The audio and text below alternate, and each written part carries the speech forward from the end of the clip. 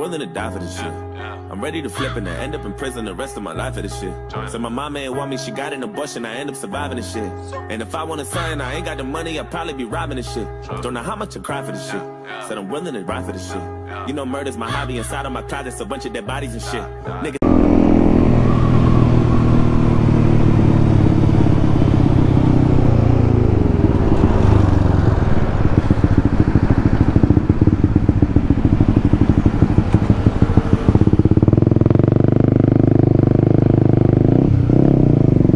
À mon avis c'est complètement niqué. Oh là là là là, la queue de malade. J'ai jamais vu celui-là, c'est une pharmacie, donc c'est là où j'étais hier. Je suis passé hier acheter des conneries, acheter des vitamines en fait, des Biroca.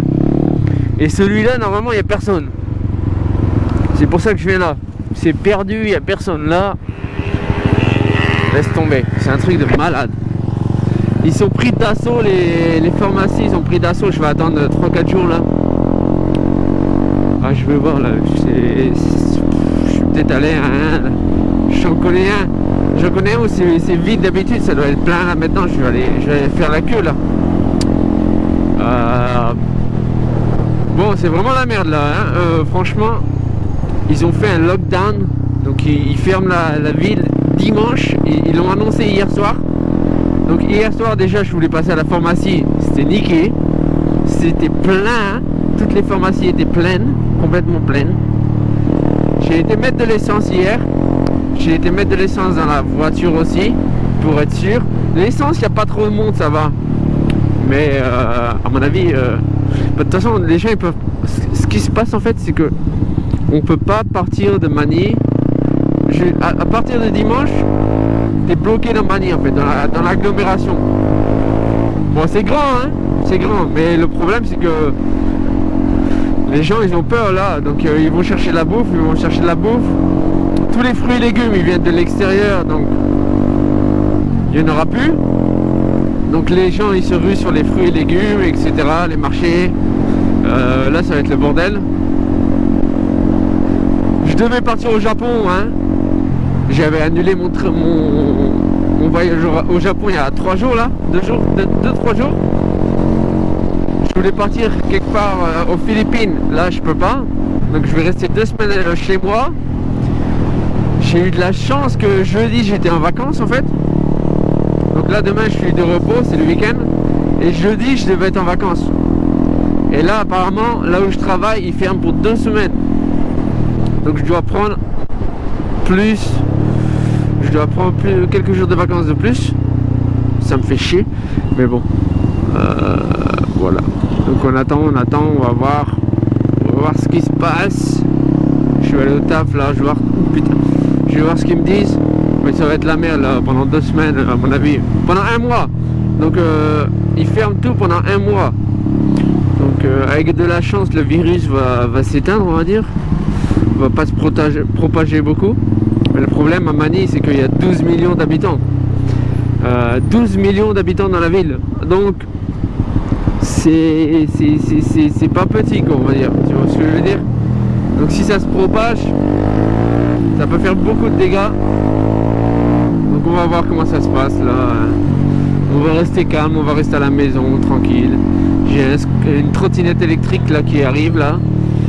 Je devais aller la chercher en fait en avril. Donc là j'ai envoyé un message au mec, j'ai dit je viens la chercher lundi. Je prendrai ma voiture et j'irai la chercher. Je vous montrerai, c'est un petit bolide. Une trottinette électrique qui va à 80 km/h. Alors là c'est un truc de ouf.